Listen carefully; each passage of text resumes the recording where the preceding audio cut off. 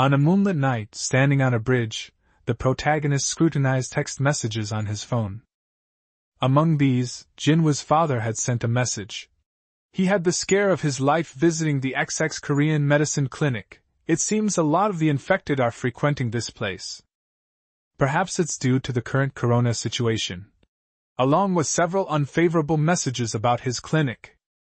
While he chuckled outwardly upon reading them, inwardly he was in despair. This was not why he pursued a career in Korean medicine. He couldn't fathom being mired in debt, having failed to establish his business even 3 years after its inception.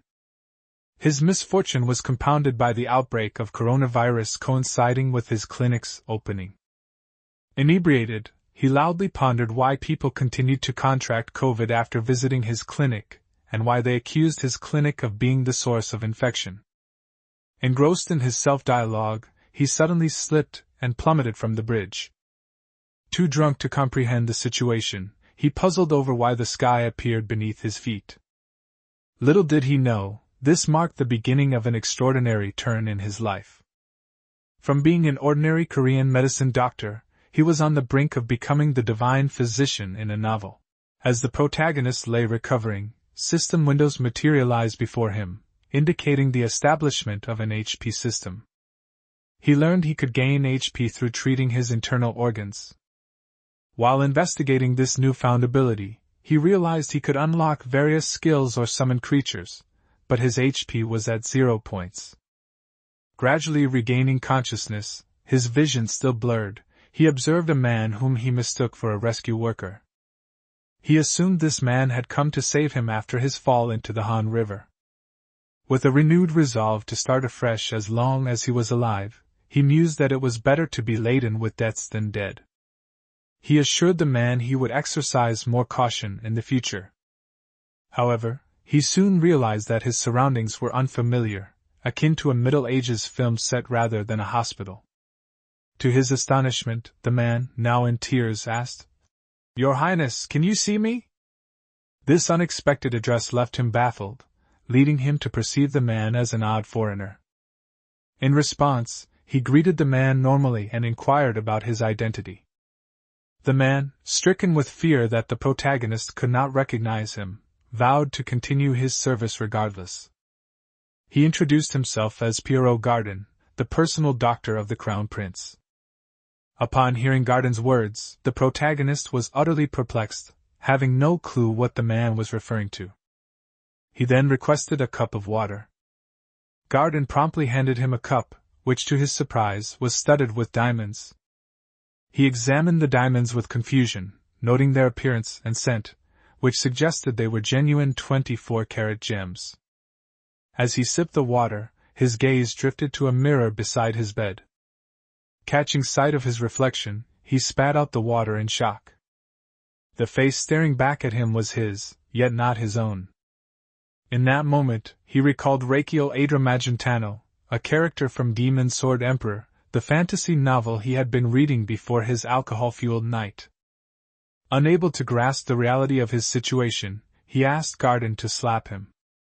Garden's shock at the request was evident, leading the protagonist to take matters into his own hands, slapping himself so vigorously that Garden questioned his well-being. Once he was certain this wasn't a dream, his eyes sparkled with realization. He was now Prince Reikio from the novel. This transformation signified the end of his overwhelming debt from his failed clinic venture. Overwhelmed with joy and relief, he reveled in the thought of a life free from crippling financial burdens. As the protagonist grappled with his new identity, his body suddenly collapsed, beyond his control. Garden quickly came to his aid, sitting beside him. Confused and weakened, he realized that this body felt much frailier than that of a person in their 40s. He then remembered a crucial detail from Demon Sword Emperor. Prince Reikio, a minor character, had been bedridden since childhood and tragically died at the age of 22. Seeking confirmation, he asked Garden about his current age, to which Garden replied that he was 21 years old. This revelation struck him like a thunderbolt, filling him with frustration. He had just begun to embrace the prospect of a debt-free, comfortable life as the Crown Prince, only to learn that he had merely a year left to live. Despite receiving the finest medical treatments and numerous blessings from clerics in the novel's world, Prince Rakiel had not survived past the story's first half due to his illness.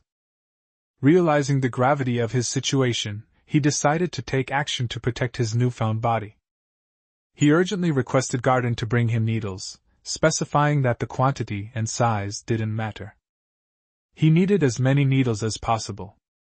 Sitting on his bed, the protagonist sighed deeply as he checked his pulse, meticulously examining for any anomalies. He was specifically searching for the 10 strange pulses: intermittent, skipping, boiling cauldron, UG acupoint, flicking stone, untangling rope, leaky roof, swimming shrimp, sparrow pecking pulses. If any of these showed symptoms, it would indicate severe internal injuries, making his life even more challenging. When Garden returned with an assortment of needles, the protagonist expressed his gratitude and instructed Garden to lay them out. He selected one needle and began heating its head slowly over a candle. Observing this, Garden inquired about his intentions. The protagonist explained that he planned to lightly poke his body with the needle. Alarmed, Garden grabbed his leg, pleading him not to harm himself.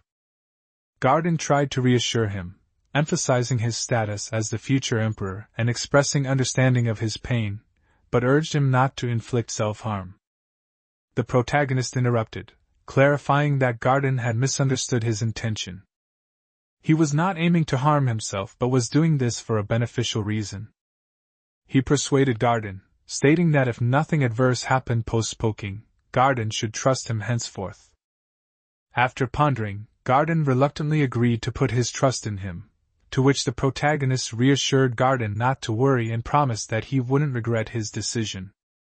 The protagonist, understanding the gravity of his condition, decided to start his treatment by focusing on his respiratory system. He knew that proper breathing was fundamental, and the first step was to address the 12 meridians, particularly the lung meridian of hand, Tayin, which is closely linked to the lungs. With determination, he took a large needle and carefully inserted it into the Tayin meridian.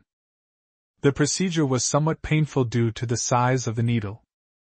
As he applied acupuncture to key points, including the lung 1 acupoint, cloud gate acupoint, and upper arm assembly acupoint, he acknowledged each successful insertion with a mental note. After the procedure, he opened his eyes, initially perplexed, until a system window materialized before him, confirming a positive response. His proficient acupuncture skills had started to revitalize the function of his internal organs. Most notably, his lungs were beginning to function effectively again. In a surprising turn, his lungs symbolically gave him 2 thumbs up and rewarded him with 100 HP. Staring at the HP indicator showing 100p, the protagonist was taken aback, his mouth agape in shock. Looking at the windows before his eyes, the protagonist was shocked and surprised. Garden was concerned for the crown prince. Rakiel, the protagonist, still surprised, couldn't figure out what this thing was. Seeing Rakiel, Garden was crying softly, thinking how pitiful their crazy crown prince was. Rakiel saw Garden and told him that he was not crazy, so he should stop overreacting. Rakiel proceeded to poke more needles into various acupoints. After doing so, 2 more windows appeared, indicating he had accurately performed acupuncture on the Yunmen acupoint, and the tight feeling in his chest had been alleviated slightly. As he continued to poke more needles into his acupoints, he realized it hurt more than he had anticipated. Meanwhile, Garden prayed fervently for the well-being of the Magenta No Imperial family's crown prince, hoping for prompt attention to his mental health issues and prevention of self-harm due to his deteriorating mental state. Observing Garden's prayer, Rakiel was at a loss for words and simply remained still. Then, he contemplated that he should finish what he was doing. First, he targeted the Xiaobai acupoint, followed by the Tianfu acupoint, Kongzui acupoint, and finally the Yuji acupoint. Subsequently, another window appeared, showcasing that his skillful acupuncture was stimulating various acupressure points, making it feel as if his lungs were being massaged in a massage chair. He wondered to himself why it felt like a massage chair, and why it wasn't restoring any HP. Finally, by targeting the Chai's acupoint, he successfully completed the acupuncture treatment for the left lung meridian. After successfully completing the acupuncture, his lungs became more active. A window appeared, humorously showing that his lungs were doing a tap dance. The sound of this imaginary tap dance woke up the large intestine. The large intestine could hear the lungs making all this noise. Another window then displayed that the organ responsible for bowel movements, now in sync with the tap-dancing lungs, was awakened. The large intestine approached the lungs, questioning their actions for starting this dance without including it. Subsequently, all three organs started to dance together. Another window showed the large intestine perfectly in sync with the rhythm, demonstrating impressive wave movements. Meanwhile, Rakiel was baffled by what was happening. Then, a couple of windows appeared, indicating that his large intestine had given him 100 HP and his lungs had added 200 HP. His HP now totaled 600 HP. With this, his large intestine had also made its appearance in this surreal, whimsical scenario. Another large window appeared, indicating that the protagonist's health points, HP, had reached a level sufficient to unlock new skills. These skills were contingent on his existing knowledge and abilities. Intrigued, he was presented with the option to view a list of these unlockable skills. Imagining classic abilities typical in fantasy genres, like sword auras or casting fire spells, akin to those in games, he selected yes. Upon clicking, a new window displayed, viewing the list of skills that can be unlocked. The window then revealed a list of 10 skills, all related to medicinal practices. Observing the list, he smiled and remarked that these were all tasks he used to perform at work. He knew that treatment starts with diagnosis, and only an accurate diagnosis can lead to the right treatment and prescription. Thus, he chose the first skill, pulse reading. After selecting it, another window confirmed his choice of pulse reading, which was in stage 1, costing 500 HP. His remaining HP was now 100 HP. The skill was unlocked due to his knowledge and experience. A subsequent window detailed the newly unlocked skill. By feeling the pulse of a target, he could roughly estimate their health condition. He could access the results through a basic overall health check report. He proceeded to check his pulse again to view the overall health check report. Another window popped up, indicating beginning the pulse reading scanning, followed by a loading progress, 0%, 5%, and so on, gradually reaching 100%. Once the scan was complete, the health check report was revealed. The report showed that his scores for both the 5 viscera and 6 entrails were graded F. This classification deemed him as SS rank trash with a life expectancy of only 91 days, which is approximately 3 months. Frustrated by the results, he was somewhat prepared for bad news but still dismayed to learn he only had 3 months left to live. He wryly thought to himself that this was even shorter than a mobile phone contract. Reflecting on his situation, he lamented, "I didn't think I would just die like this." Determined to change his fate, he decided to apply a specific acupuncture technique. He carefully inserted the needles in a clockwise direction, twirling them using the reinforcing reducing method, and then breathed out while extracting the needles with the respiratory supplementation and draining method. As he applied this method, a new window appeared, indicating that his life expectancy had increased by 1 day. Surprised and somewhat heartened by this small success, he realized that his life expectancy had indeed increased, even if just by a single day. This revelation sparked a glimmer of hope that his situation might not be as dire as it initially seemed. The effectiveness of the technique on one side encouraged him to try the same method on the other side. However, this time, the procedure took a turn for the worse as blood started spitting out from his mouth. 2 new windows appeared, indicating that his body was experiencing stress due to the frequent acupuncture. Given his current condition, The recommendation was to perform acupuncture only once every 3 days. The result was clear: he couldn't cure everything with acupuncture alone.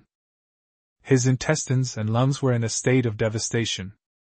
He understood that a patient needed to be strong enough to endure the stimulation of nerves and meridians during acupuncture, but his body, in gaming terms, was in a state of super low health. The message he saw confirmed the effectiveness of acupuncture, but the problem lay in the weakness of his body. Furthermore, it required 3 days of rest to recover the strength needed for one session of acupuncture. Calculating the implications, he realized that if he performed acupuncture once every 3 days, assuming his life expectancy increased with each session, he could possibly extend his life by a month. However, this was far from satisfactory, as it meant he was still facing imminent death. A more effective approach was necessary to significantly improve his situation. Rakiel, pondering his situation, decided on a bold and unconventional approach: consumables, specifically tonics. Upon hearing this, Garden expressed his concern, asking if Rakiel would be alright. Rakiel responded by asking Garden for a favor. He explained that in the ingredient storage, they possessed ingredients that were more potent than usual. Garden, puzzled, inquired what Rakiel meant by more potent ingredients. Rakiel clarified that he was referring to poisonous ingredients. Garden confirmed that they did indeed have such ingredients, as even though this was not the main palace, it was still the Crown Prince's residence, and such items were kept in stock. Rakiel specifically asked if they had wolfsbane roots, to which Garden affirmed they did, given the importance of the residence. Pleased, Rakiel requested Garden to bring it to him. Garden, understandably concerned, asked what Rakiel intended to do with such a dangerous ingredient. With a big smile, Rakiel astonishingly revealed that he planned to eat it. Garden was stunned by this revelation, and Rakiel, emphasizing his intent, pointed to his mouth to indicate that he indeed intended to ingest the wolfsbane. Garden, overwhelmed with concern, fell to his knees, begging Rakiel not to proceed with his dangerous plan. He couldn't comprehend why Rakiel would ask for his assistance in what appeared to be a form of self-poisoning.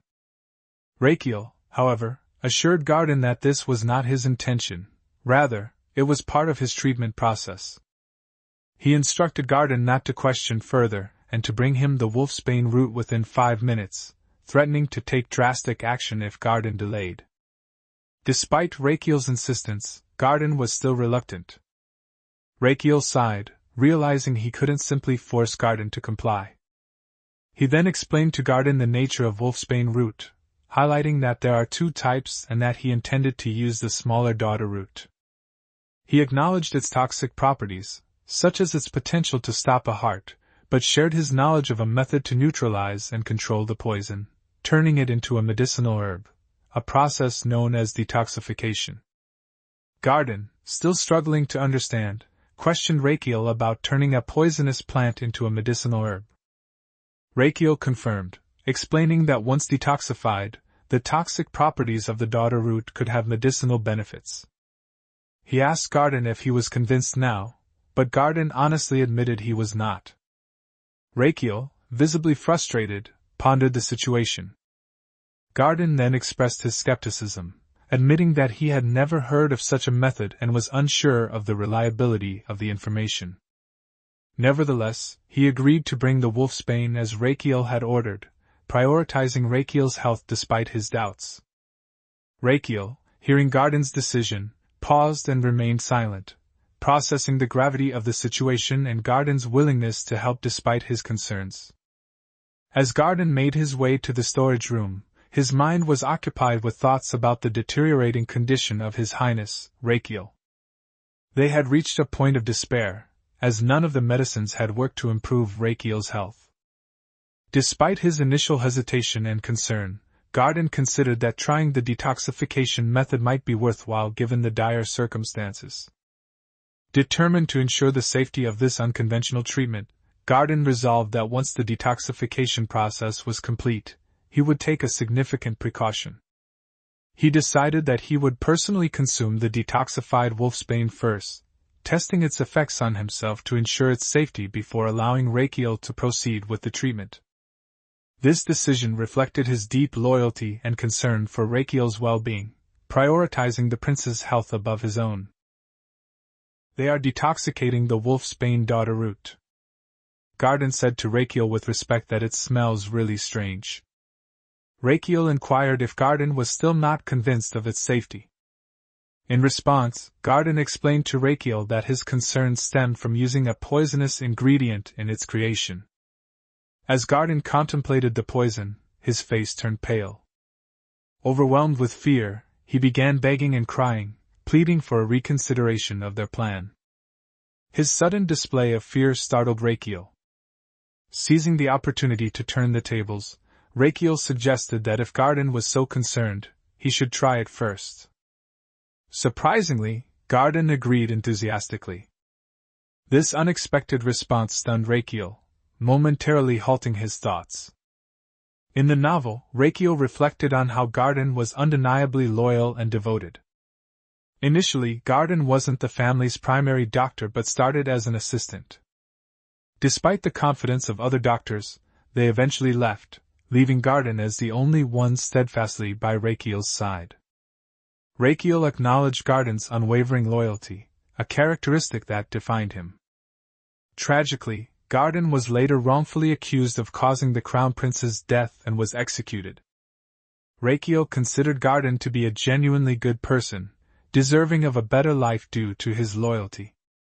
Yet when it came to the medicine, even someone as loyal as Garden wouldn't be privileged to share such valuable items with Rakiel. The preparation of the ephedra aconite asarum decoction was completed. Garden inquired whether he would drink it immediately. Rakiel, with due respect, advised Garden of the necessity to wait, explaining that the medicine required cooling before consumption. This comment sparked curiosity in Garden, who wondered how Rakiel knew such details about the medicine.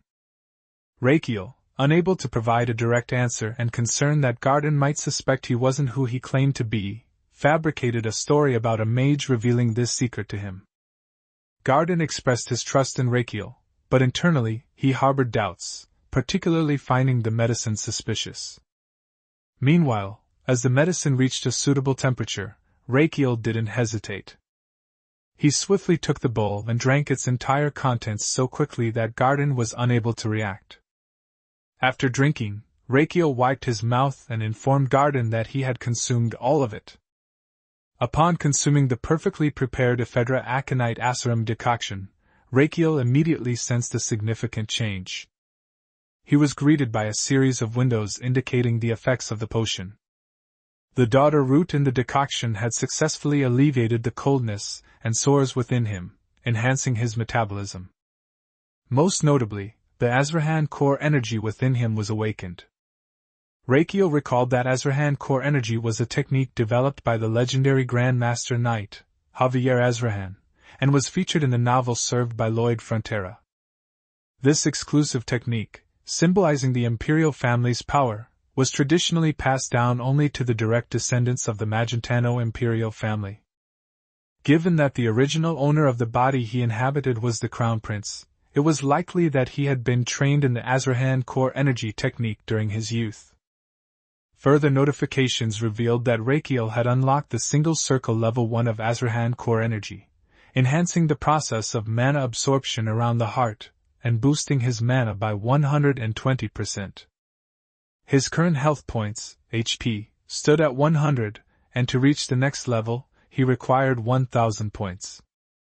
Rakiel felt a peculiar sensation in his heart, akin to a slippery donut circulating around it.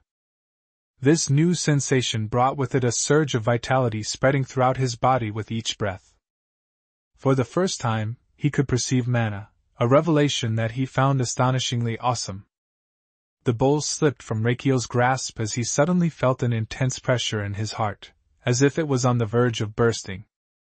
He sensed a disturbance in the mana circle surrounding his heart. Garden, witnessing this, was so overwhelmed with panic that he found himself unable to even shout. At this critical moment, a series of warning and danger notifications appeared before Rakiel's eyes. These alerts indicated that the mana circle was exerting excessive pressure on his heart. The imbalance in growth between the mana circle and his heart posed a serious risk, threatening to stop his heart. Rakiel, interpreting the warning about the growth balance being off, realized that the size disparity between his heart and the mana circle was the issue. Since Rakiel had been frail from a young age, he never had the opportunity to adequately train his mana circle. Consequently, the mana circle, which should have been a source of strength, was now like a misfit ring, uncomfortably and dangerously constricting his heart. Confronted with a dire situation, Rakiel concluded that there was only one viable solution. Since reducing the size of his heart was impossible, he must focus on enlarging the mana circle instead. Determinedly, he visualized standing before his constricted heart, intent on accelerating the circle's rotations. To achieve this, Rakiel formed a mana rope from the circle and pulled it with all his might, aiming to drive it into a frenzy. The strain was immense, almost overwhelming, and he felt on the brink of passing out. Yet he found strength in recalling his past failures back in Korea. The spread of rumors that his clinic was contaminated with COVID-19 led to the loss of all his patients. Personal hardships followed, including hair loss and financial struggles due to mounting rents, loans, and interest. He even had to downgrade his living arrangements to manage his debts. Fueled by these memories, he fiercely pulled at the mana rope, declaring his resolve not to be underestimated as a self-employed business owner in Korea. Through sheer determination and effort, Rakiel succeeded in increasing the rotation speed, thereby restoring balance between the mana circle and his heart. Exhausted, he collapsed to the ground. Garden, witnessing this, asked if he was all right. Rakiel exhaled deeply as a new notification appeared. The ordeal had positively stimulated his heart, the king of internal organs, awakening it fully.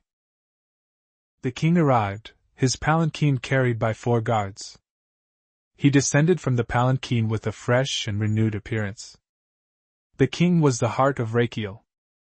The large intestine saluted the king respectfully, expressing relief at his safety. The 2 lungs burst into laughter. One lung remarked about a shabby person appearing in a shabby place. The king casually greeted the shabby brats. "Hi there." Rakiel, feeling apologetic, expressed regret for the shabby condition of his body. Then, he was astonished to witness windows appearing, showing that the growth balance between the mana circle and the king's heart was now in equilibrium. As the first in history, Rakiel had obtained a mana circle slot. In his first slot, he had a capacity of 10 liters, yet it was currently at 0 liters. He perceived the slot akin to a game item slot. When Garden tried to call him, Rakiel stood up from sitting with lightning speed, responding affirmatively. Garden was surprised by this, noting that Rakiel suddenly seemed full of vitality. Garden asked if Rakiel had been in a lot of pain, suggesting it was a side effect of the medicine. Rakiel, with a bit of discomfort, replied, "Oh, I just choked on some phlegm," while holding his throat to demonstrate the impact. Garden expressed concern, mentioning that Rakiel looked like he had been in great danger, and regretted not being the one to drink the medicine first. Rakiel teasingly responded, saying that if Garden was so eager to drink poison, he would ensure Garden got the chance next time. Garden, panicking, clarified that wasn't what he meant. Rakiel then instructed Garden to clean up the area, mentioning that he would go to rest, and thanked Garden as he departed. Surprised, Garden exclaimed, "What?" Suspecting the poison might be affecting Rakiel. Rakiel, somewhat dismissively, told Garden not to worry if he hadn't heard him properly. He mused to himself that if his theory was correct, he might have stumbled upon something extraordinary. The concept of a mana slot, a technique for storing materials mixed with mana, intrigued him. Each slot had a capacity of 10 liters, and he realized he could store materials by consuming them, essentially eating them. His search for something edible led his gaze to a jug of water. Considering water an ideal candidate for his experiment, he estimated it to be around 2 liters. His thoughts then turned to the concept of median lethal dose, a term denoting the amount of a substance that can kill 50% of test subjects. It meant there was a 50% chance of dying from consuming such a substance, with potential consequences ranging from severe pain to a vegetative state. Based on a standard weight of 60 kilograms, the median lethal dose for water was calculated at 5.6 liters. For his own weight, he figured it would be about 3.9 liters. Attempting to lift the bottle, he found it surprisingly heavy. Nevertheless, he drank the entire bottle of water, intent on storing the water he was currently consuming within his mana slot. Upon consuming more water, a window appeared, indicating that he had successfully stored 1L out of 10L in slot 1. Surprisingly, he didn't feel full, so he continued drinking. After consuming 10 liters, he felt no discomfort, and the window updated to show that slot 1 was now filled to its 10L capacity. Experimenting further, he discharged 0.1 liter, leaving 9.9L in the slot. He likened himself to a human version of a camel, able to discharge any desired amount of water. With a basic understanding of this capability, he contemplated trying it with tonic soup. However, he was wary of the danger. Discharging 9.9L of water inside his body could be fatal. Pondering his options, he recalled the Ezrahan technique, known for its ability to absorb, amplify, and discharge mana. Determined to utilize this technique, he aimed to amplify the mana and discharge the water externally, rather than internally. His plan seemed feasible, and all he needed was to transfer the water into a bottle. As he attempted a slow discharge, the water unexpectedly shot out with immense force, shattering the bottle.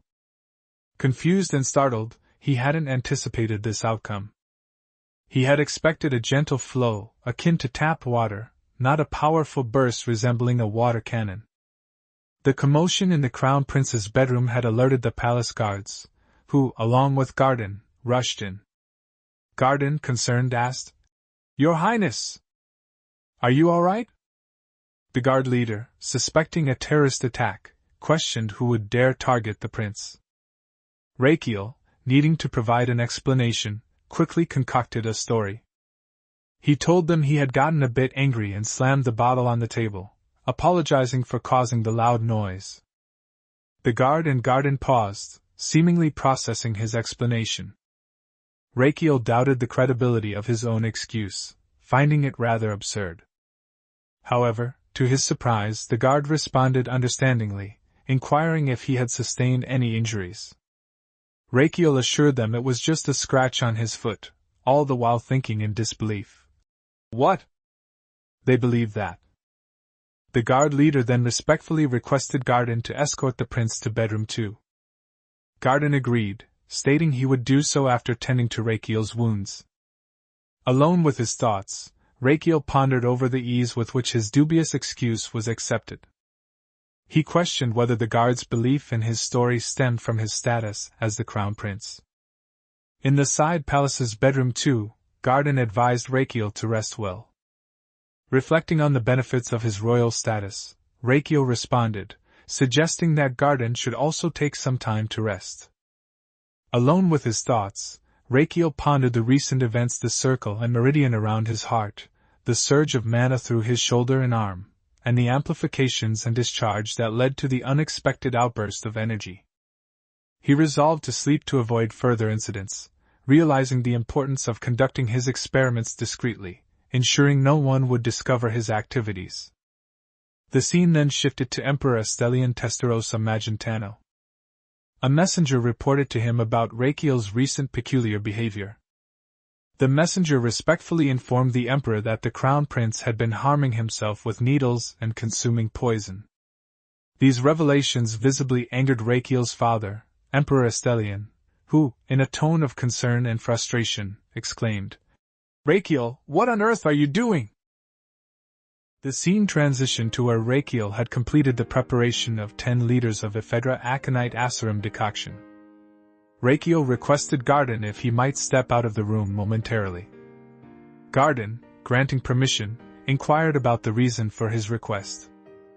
Rakiel pondered to himself that if Garden witnessed him consuming the entire concoction at once, he might collapse. Explaining to Garden, he mentioned it would only take a brief moment as he needed to attend to something alone. Garden, suspecting Rakiel's intention to consume the decoction again, questioned him. Hasn't he experienced considerable pain after ingesting that previously? Rakiel reassured him, explaining that the previous discomfort was due to choking on phlegm. Garden expressed concern over the large quantity they had prepared, to which Rakiel responded that it was for experimental purposes, and he intended to drink only a small amount, not wanting to waste their hard work. This made Garden chuckle, wondering aloud, "Is that really the case?" Confidently, Rakiel affirmed, "Of course, it's not as if he can consume all of it." Both shared a laugh, with Garden jesting, "Indeed, only lunatics would attempt such a feat." However, Rakiel's laughter ceased abruptly, and he ushered Garden out of the room. Surprised by Rakiel's sudden change in demeanor, Garden found himself outside as Rakiel shut the door. Despite Garden's persistent knocking, Rakiel was content with the solitude and commenced drinking the entire 10-liter pot of ephedra aconite acerum. As he drank, sequential notifications appeared, indicating the filling of his slot 1 from 1 liter up to the full 10 liters. Upon finishing the entire concoction, Rakiel let out a long, satisfied burp. Rakiel had devised a strategy to gradually expel the ephedra aconite acerum decoction in increments. As he engaged in his routine activities, he continued to eliminate 0.1 liter of the concoction. Each time he engaged in an activity, such as visiting the restroom or awakening from sleep, a notification would appear, indicating that 0.1 liter of the ephedra aconite acerum decoction had been discharged. His heart, delighted by this process, bestowed upon him 100 health point. His lungs, as if in a jubilant dance, contributed an additional 200 health point. Even his large intestine, in tandem with his sphincter, joyfully skipped, granting him another 100 health point, bringing his total to 500 health point. These notifications appeared one after another in his view. However, for Rakiel, this gradual process was insufficient as his goal was to extend his lifespan. Thus, the process of discharging 0.1 liter increments of the decoction continued. As the discharge of 0.1 liter continued, a whimsical interaction unfolded within his body. His heart inquired of his intestine about the day's menu, to which the large intestine responded that it was the ephedra aconite acerum decoction. Upon further questioning about the following morning's intake, the large intestine indicated the same menu, adding that the decoction would also be part of the next evening's regimen. A notification revealed that Rakiel's internal organs were growing weary of the constant intake of the decoction. Seeing this, Rakiel thought dismissively that they should simply accept whatever he provided. Eventually, the final notification appeared, signifying the discharge of the last 0.1 liter of the ephedra aconite acerum decoction.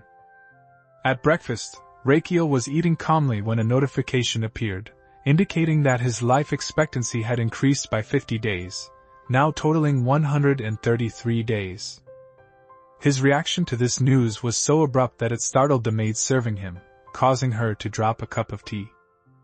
Rakiel immediately apologized for surprising her, but the maid instead sought forgiveness. Rakiel was puzzled as to why she was apologizing for breaking a cup and tried to comfort her, asking if she was injured. The maid, visibly frightened, shivered and promised not to repeat her mistake, pleading not to be whipped as she had been previously. This statement caught Rakiel off guard, and he asked if he had indeed whipped her before. Internally, he hoped she would deny it. To his relief, the maid responded, "No, Your Highness." However, she added that he had never personally whipped her, which struck Rakiel like a thunderbolt. He inquired if he had ordered someone else to do it, and what her transgression had been. The maid hesitantly revealed that she had once spilled a drop of water on his sleeve. The protagonist inhabiting Rakiel's body thought about the cruelty of the original crown prince. Feeling disheartened, he instructed her to clean up and then leave. The maid, surprisingly delighted, thanked him and promptly exited. Rakiel observed her leaving and thought to himself that she looked as though she had just been released from imprisonment. Rakiel summoned Garden, who responded with respect. Rakiel confided that his memory had been unclear lately, and requested Garden to describe his past behavior towards him and the servants. Initially, Garden attempted to flatter Rakiel, but was sternly warned against it, with Rakiel threatening to consume all the poison in his presence.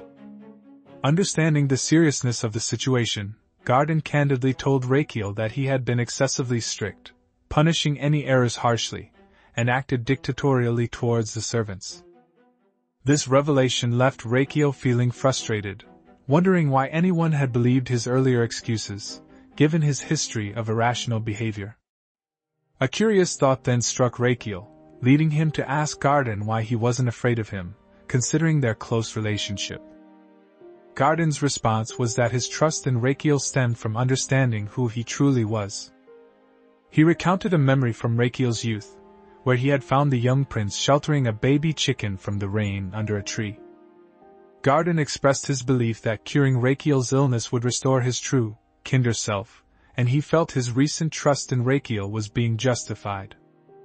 Rakiel, moved by Garden's words, stood up and inquired if Garden noticed any recent changes in him. Garden affirmed, leading Rakiel to offer him a pastry as a reward. Rakiel then vowed to survive and not let Garden bear any fatal blame for his death. At that moment, they were interrupted by the sound at the door. A servant hurriedly opened it, gasped, and announced, "Your Highness." In the main palace, Rakiel was summoned to the Emperor. He knelt before Emperor Estelian Festerosa Magentano of the Magentano Empire, showing respect to the ruler of the land. The Emperor, typically accepting such gestures, was surprised to see the Azrahan core technique aura emanating from Rakiel. He hadn't expected Rakiel to possess it. Rakiel, meanwhile, was shaking, having knelt on one knee for an extended period. The Emperor observed Rakiel's nervous demeanor, considering whether he had misjudged him. However, Rakiel was growing irritated, waiting for the Emperor to speak so he could stand, his legs numb. The Emperor inquired if Rakiel's life in the side palace was satisfactory. Rakiel replied respectfully in the affirmative, but inwardly, he resented having to kneel for their conversation. The Emperor then questioned if Rakiel had been harming himself with needles and consuming poison. Rakiel began to respond loudly in denial, but the Emperor interjected, expressing disappointment. He admonished Rakiel for not upholding the dignity befitting a descendant of the imperial family, a proud member of their bloodline. Rakiel paused, choosing to remain silent. The Emperor addressed Rakiel, stating if he couldn't bear the crown's weight due to his health, he should make a wise decision. At the mention of the wise decision, Rakiel observed the Emperor, suspecting an ulterior motive behind the meeting. The Emperor straightforwardly expressed his desire for Rakiel to relinquish his position as crown prince in favor of his brother, the second prince. Rakiel was initially surprised, having anticipated a different topic. He respectfully declined, seeking pardon from His Majesty. The Emperor, angered, stood and confronted Rakiel for daring to refuse him. Rakiel affirmed his decision, undaunted by the immense pressure. He understood the Emperor's motives.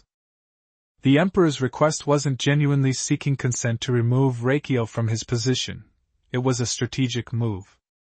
The Emperor aimed for Rakiel to voluntarily surrender the title, portraying an image of kindness and virtue, acknowledging his brother's right to inherit. Rakiel saw through this as a cunning political maneuver, recognizing the Emperor's attempt to manipulate the situation. Rakiel acknowledged his perceived frailty and untrustworthiness, yet he resolved not to yield easily. He noticed the Emperor's anxious demeanor, especially as he descended from his throne, questioning Rakiel's appreciation for his consideration and the significance of the Crown Prince title to him. The Emperor accused Rakiel of bringing shame to both him and the imperial family. Internally, Rakiel was indifferent to the title, willing to pass it to the second prince or anyone else to enjoy his life. However, He believed that accepting the emperor's proposal would lead to the country's ruin, primarily due to the second prince's inadequacy. In Emperor of the Demon Sword, the second prince was depicted as diligent but ill-equipped for impending chaos, his reign potentially catastrophic for the empire. Rakiel, standing up from his kneeling position, addressed the emperor. He acknowledged his frailty and sickness, but asserted he had not lost his intellect or wisdom. The crown prince title held little importance to him. What mattered was the welfare of their imperial family. The emperor, somewhat dismissively, remarked that Rakiel was uttering pleasant words. Rakiel countered, insisting his words were not mere pleasantries. He then proposed to the emperor, give him an opportunity to demonstrate who was more suited to bear the crown's burden, himself or the second prince.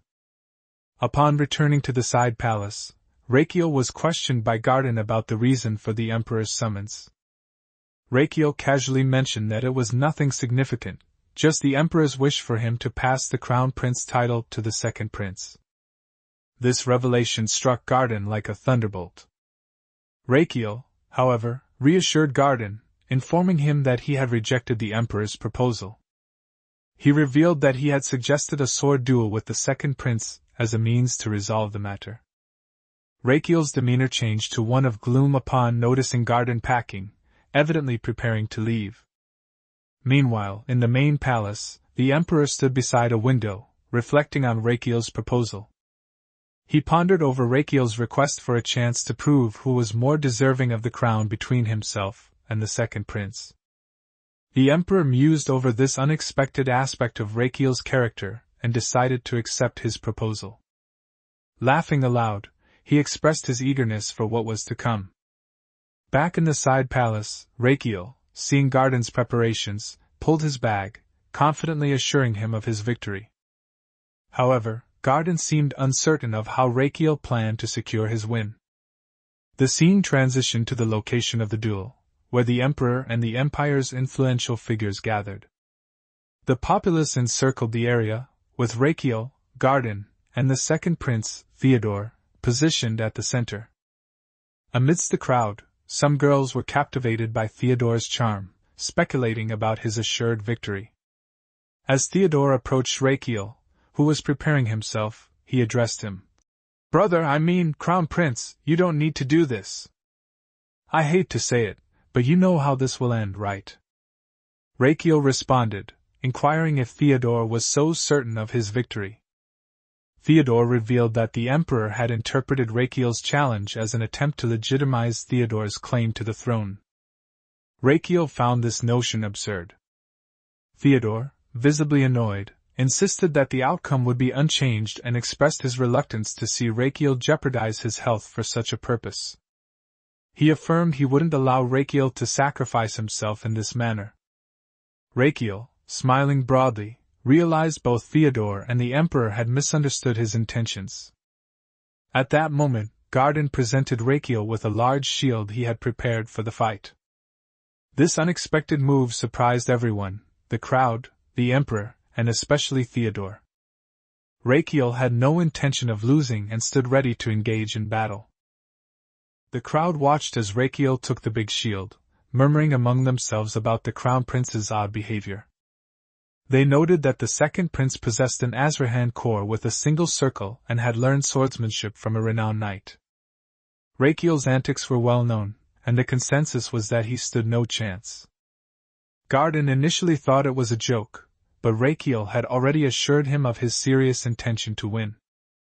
When Garden attempted to speak, Rakiel added that the low expectations on him reduced his pressure. Garden then expressed his belief in Rakiel's victory, attempting to show sympathy. Rakiel quickly pointed out that Garden was merely lying. Embarrassed, Garden bit his tongue. Rakiel then outlined his strategy. If he could block 3 attacks from the second prince, he would win the fight. Before the duel began, Garden silently prayed for Rakiel's safety. The emperor declared the fight crucial for determining the rightful heir to the throne, outlining the rules. Rakiel's victory would be confirmed by either surviving 5 minutes or defeating the second prince. Failure in these would hand victory to the second prince.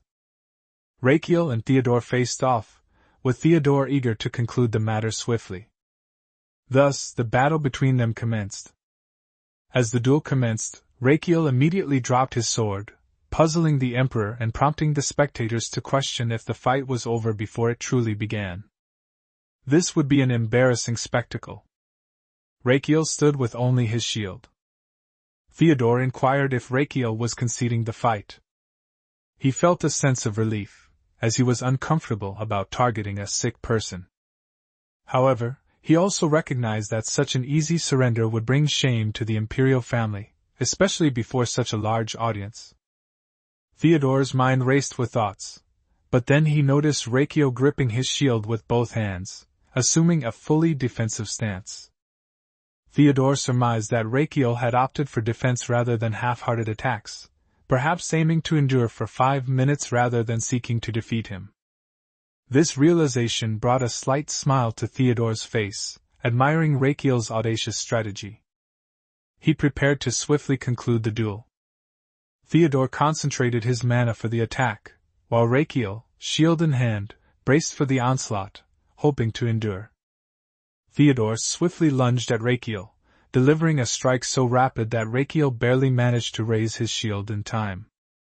The Emperor, observing Theodore's maneuver, noted the attack's formidable combination of weight, strength, and mana, doubting the shield's ability to withstand such force.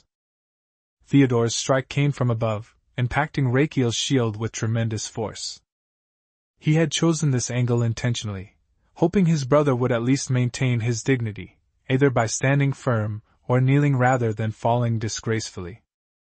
As the dust settled, Theodore was astonished to find Rachiel still standing, a smile on his face, shield intact. Theodore was incredulous that Rachiel had managed to deflect his powerful attack. The onlookers, equally amazed, struggled to believe what they had just witnessed. Despite the Emperor's doubts, Rachiel had successfully defended against the Second Prince's formidable assault. Among the crowd, some speculated that Theodore had been merciful, holding back in his attack on the Crown Prince. Rachiel, almost entirely shielded, had displayed remarkable defense. Theodore, catching a glimpse of Rachiel's eyes, realized this was no stroke of luck but a testament to Rachiel's skill and determination. Theodore, fueled by frustration, gripped his sword with increased determination, convinced that intensifying his efforts would change the outcome. Infusing more mana into his weapon, he launched a second overhead strike, more powerful than the first. Rachiel attempted to block it as he had done previously, but Theodore's enhanced strength made it exceedingly difficult. The clash was intense, with both exerting maximum effort, but ultimately, Theodore's force prevailed, sending Rachiel flying. Garden, watching anxiously, cried out in concern as Rachiel was thrown a considerable distance. Despite the disorientation and numbness in his wrist, Rachiel's experience as a cop in handling various situations aided him. He stood up again, shield in hand, surprising Theodore with his resilience. Theodore, driven by his frustration, continued his assault, striking repeatedly. Rachiel, however, managed to block each attack with his shield. Observing Theodore's proficiency in mana absorption, Rachiel smiled, realizing that his own strategy might be even more effective than he had initially thought. His confidence grew amidst the duel's intense moments. Unaware of Rachiel's plan, Theodore, in a final attempt to end the duel, announced his decisive move. He leaped high, aiming to bring down a powerful strike from above. Rachiel, anticipating this, kneeled and fortified his position behind the shield. As Theodore's sword came crashing down on the shield, Rachiel was fully prepared, having strengthened his lower body specifically for this moment. Rachiel's internal systems, strained by the exertion, alerted him to the stress on his organs. The shield, a special creation from the side palace's blacksmith, and an explosive concoction made for his cute little brother, played a crucial role in his strategy.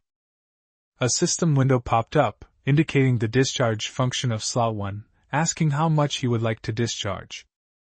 Rachiel chose to release 0.2 liters, mixing his mana with Theodore's. Theodore, caught off balance by this unexpected maneuver, was left bewildered. The crowd, too, was taken aback as they witnessed the second prince, Theodore, emit a mere hiccup, followed by coughing. This unforeseen reaction left everyone in a state of surprise, showcasing Rakiel's cunning and unanticipated tactics in the duel.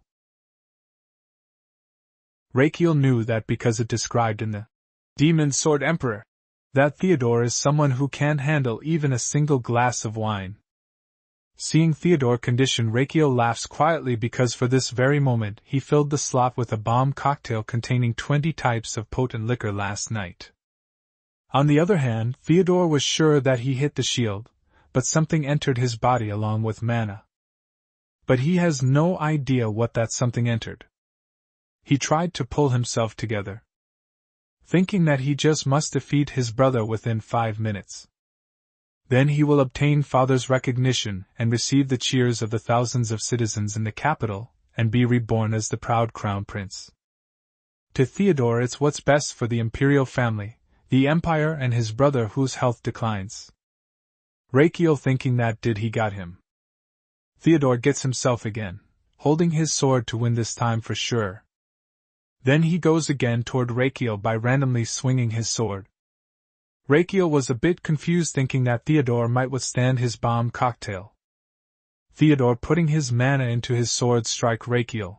Rakiel defends it with his shield, and it's getting harder the time goes. So, he decided to use round 2 of the bomb cocktail. Then a system window shows 0.1 liters of the bomb cocktail in the circle slot has been discharged. After discharging bomb cocktail and mixing with Theodore mana, Rakiel, just thinking, says to Theodore to drink him all the way. Theodore feels something different. The next moment he finds himself in a bar. Didn't get anything because he was fighting, and where he is now. He sees a bartender making a drink for him and serving it to him. The bartender said to him that the gentleman over there bought this for him. Theodore turned his head and found Rakiel sitting right beside him drinking. Rakiel laughed and offered him cheers. Theodore has no idea, thinking that he is hallucinating. Then Rakiel throws his shield and, inhaling a deep breath and activating his Azrahan core, rushing towards Theodore, popping a window shows blasting out the stored liquid within the circle slot. The Azrahan core technique through his palm, hitting direct to the Theodore chest. Theodore outburst of breath, his sword drops from his hand and flew far away. Garden, the crowd, the royal of the empire, and the emperor himself shocked, watching Rakiel using Azrahan core. Rakiel seems happy as his all plans go through accordingly. The crowd and everyone cheering for Rakiel and the emperor were amazed that Rakiel truly using the Azrahan core technique. He thought that he was mistaken despite the abundance of the people's energy in the air around him. And his being so far away, he could sense the circle's resonance so vividly. Then Theodore opens his eyes slightly, seeing that Rakiel sit near his feet and grabbing his one foot. He tried to ask him, but Rakiel said before him that he stayed silent. He purified the empire mana. Seeing the Azrahan technique, Theodore asked him how this is possible. Rakiel just replied, "How else? He is just a late bloomer." Theodore notices his sword fell a distance from him. He said, "Rakiel, I lost." Rakiel asked him, "What? Can't you believe it?" He couldn't even believe it either. Then Theodore tells him that, "Brother, your forehead is bleeding." Rakiel guessed that he hit himself on the head with the shield when he was blocking Theodore attacks. Theodore thought in his mind, "Brother, you really gave your all in the fight. Well, you gave everything your frail body had and fought with all your might, but what was my attitude during this fight? I acted as if my victory was guaranteed." He feels bad that he was too arrogant. After finishing impure, Rakiel asked him how he felt. Theodore said that he was ashamed of himself. Rakiel then again said that no. He meant his physical condition. When Theodore replied that he felt much better, Rakiel laughed and said, "Is that so?" and thought that that's obviously the case because he absorbed all the alcohol from his body. Then Theodore kneeled and said that he, the second prince, Theodore Palermo Magentano, officially acknowledge his defeat in his fight with Crown Prince Rakiel in front of His Majesty and their citizens. The crowd was surprised a bit, and then they began to cheer. Rakiel paused a bit, and then raised both his hands that he did it. Garden gets emotional to think he'd be this happy. It was so hard to believe. Then couple of windows appear in front of Rakiel that show that he had successfully treated a person other than yourself for the first time in this world. A new skill has been unlocked due to achieving such a huge accomplishment. Request for medical treatment fees level 0.1. His own life expectancy is increased when he prolongs the life expectancy of the patients that he treated. His current conversion ratio 2000 to 1. Watching these system window notices, Rakiel in full of joy said, "Nice!" In the next moment Rakiel's face paled as he saw two windows appear, displaying a request for medical treatment fees level 0.1. The skill had been activated, extending the lifespan of the patient Theodore Palermo Magentano by 0.5 days. However, the estimated lifespan increase was too minimal, not meeting the minimum qualifying increase of 1 day. Despite his initial disappointment at the slight increase, Rakiel realized the significance of this development. He now had the ability to boost not only his patients' lifespans, but also his own at a fixed rate. This realization brought him some relief. No matter how much tonic he consumed or how many times he performed acupuncture, he had felt like he was pouring water into a leaking life vessel. But now, with a slight smile, he acknowledged that this struggle ends here. The Emperor questioned Rakiel about his silence. He inquired if Rakiel had used the Azrahan core technique during the fight. Rakiel confirmed. "Yes, that's right." The Emperor was curious about how Rakiel knew the technique, but Rakiel himself was unclear on the details. The Emperor expressed annoyance upon hearing that Rakiel didn't know. Recalling how he had gained the skill after poking himself full of needles, Rakiel pondered how to explain this to the Emperor. The Emperor revealed that he had engraved the Azrahan core technique onto Rakiel's heart at his birth, but Rakiel's sickly condition had prevented its use. He noted that Rakiel managed to overcome a crisis with his sickly body at a crucial moment. Rakiel responded appropriately to the Emperor's words. However, when the Emperor mentioned that overcoming his sickly body disrupted his plans and efforts, Rakiel was unsure whether the Emperor was praising or rebuking him, and he sought apologies. The Emperor then affirmed that a promise is a promise. Since Rakiel won the fight, he would maintain his position as the Crown Prince. He cautioned Rakiel, saying he would continue to observe and test his capabilities for the weight of the throne. Rakiel clenched his fist and remained silent. The Emperor, raising his voice, demanded to know why Rakiel was not responding. Rakiel replied, "Your Majesty, I heard you haven't picked up your sword lately due to state affairs. You mustn't do that." He advised the Emperor to exercise, maintain stamina, stretch stiff muscles, eat more vegetables, and consider quitting tobacco. When the Emperor asked who Rakiel was to advise him, Rakiel said he was speaking out of genuine concern. As the Emperor departed for the palace in his carriage, he reflected to himself about Rakiel's behavior. He thought Rakiel would avoid his advice with insincere pleas and noticed that Rakiel had also evaded his question regarding the Azrahan technique. The Emperor, frequently moving his feet, expressed disbelief at Rakiel's reckless use of the technique. He was concerned about what could have happened to Rakiel's frail body. "Tisk," he muttered, realizing that Rakiel must have been desperate. The Emperor recalled how Rakiel lost his mother at birth and was constantly ill. Despite the Emperor's repeated expectations, Rakiel had always ended up disappointing him. However, the Emperor acknowledged that the glimmer of hope Rakiel showed today had once again stirred his heart. Rakiel, while traveling in his carriage to the side palace, reflected on his past life where his father also suffered a stroke. He recalled skipping a night self-study class to play, receiving a call, rushing over, but arriving too late. He thought about the Emperor, who would also collapse from a stroke after Rakiel's death in the first half of the Demon Sword Emperor. Determined to prevent this, Rakiel knew the Emperor needed to remain healthy to protect his throne, which would also allow Rakiel to extend his lifespan using the request for medical treatment fees skill. He did not want to relive such a painful experience. Suddenly, Garden, sitting opposite Rakiel, began to cry, startling him. Garden tearfully questioned why he was crying. Rakiel, a bit perplexed, asked, all right. Why are you crying? Garden explained that he was deeply moved and expressed concern for Rakiel, wondering how tough and tiring his experiences must have been. Rakiel, somewhat dismissively but gratefully, acknowledged Garden's concern, asking for a little rest as there was much to do starting tomorrow. Garden, confused about what tasks lay ahead, inquired further. Rakiel simply stated that he needed to meet someone. In the next scene, Rakiel and Garden were seated in Sorrentino Garden, one of the top 10 most famous restaurants in the capital.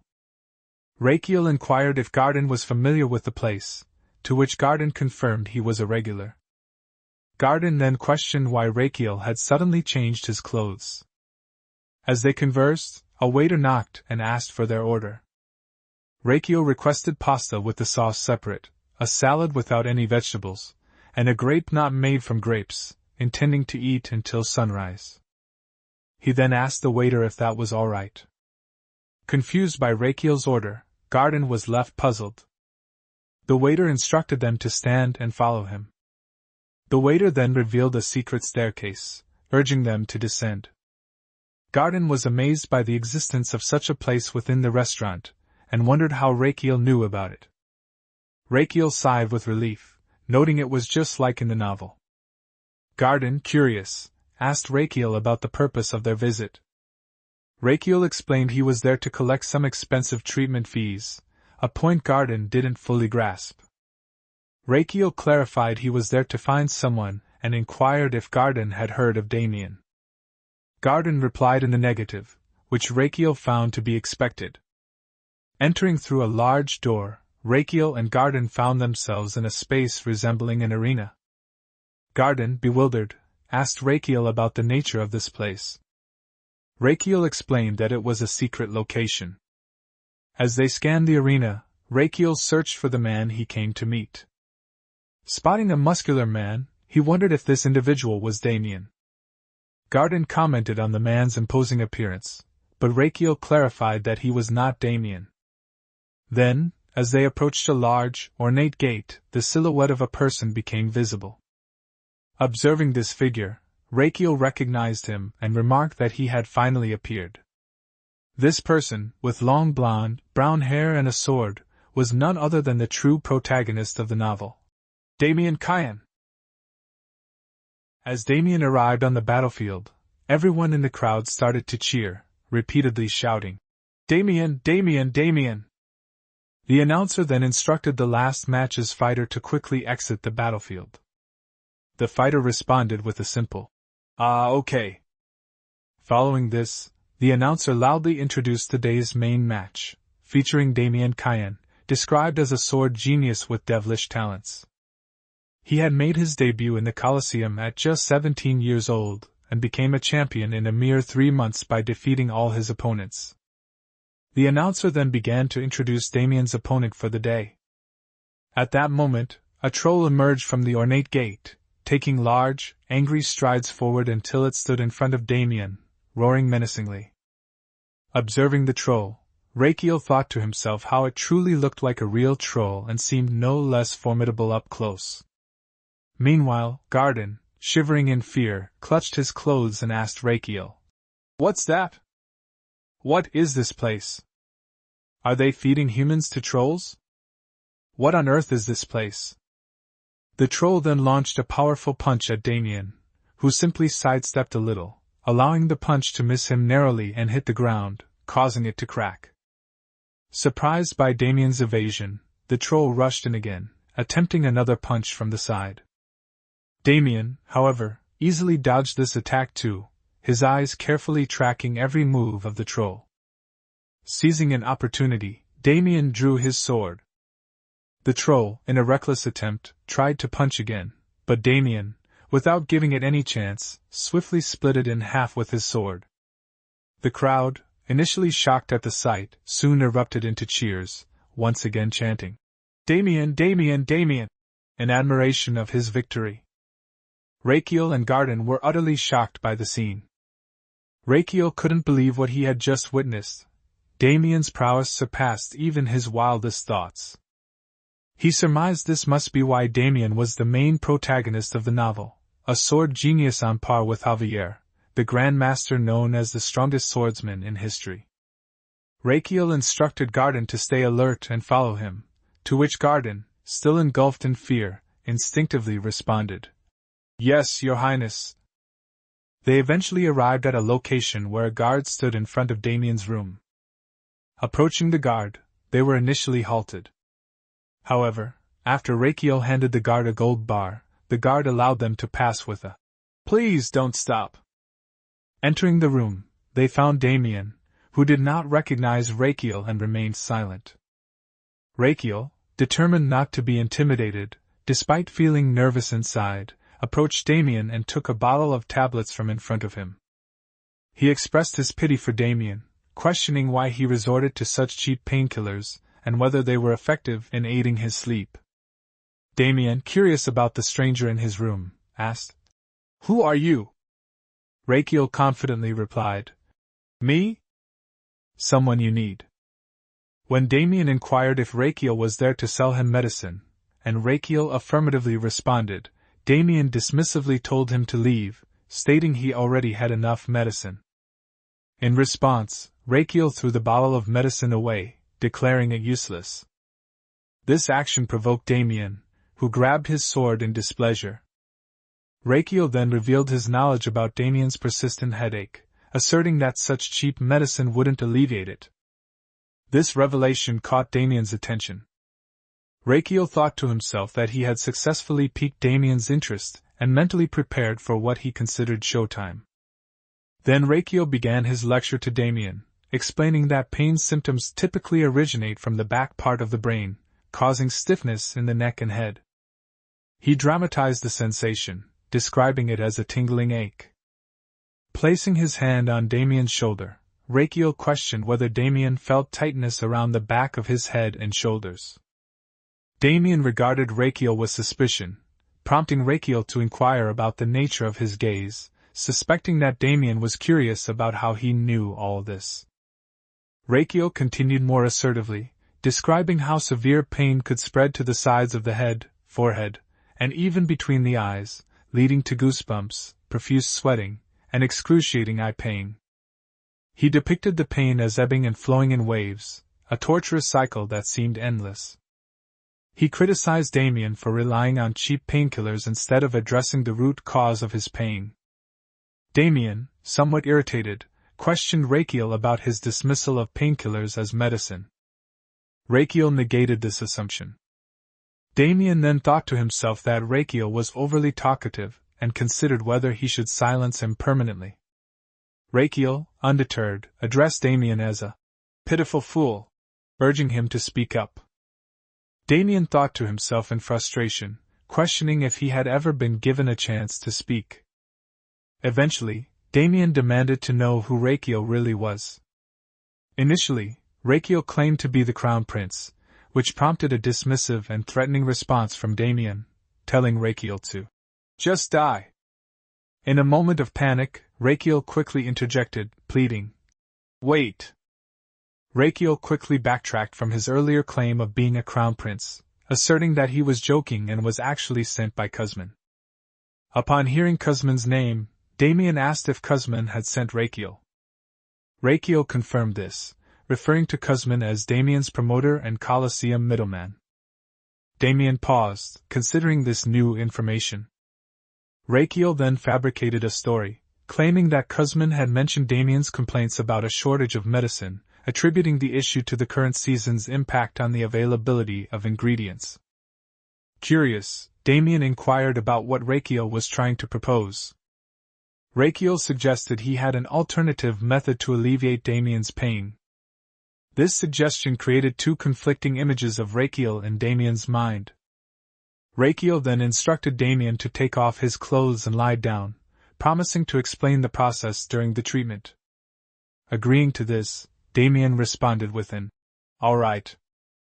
Rakiel, probing further, asked Damien if he was scared, to which Damien confidently replied that he was not, citing his experiences as a warrior who had faced numerous battles and life-threatening situations.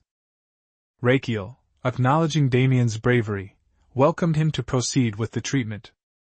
He then took a conical object and placed it on Damien, introducing the concept of moxibustion, a traditional healing practice. Rakiel inquired if this was Damien's first encounter with moxibustion, suggesting that this was an unfamiliar treatment for Damien.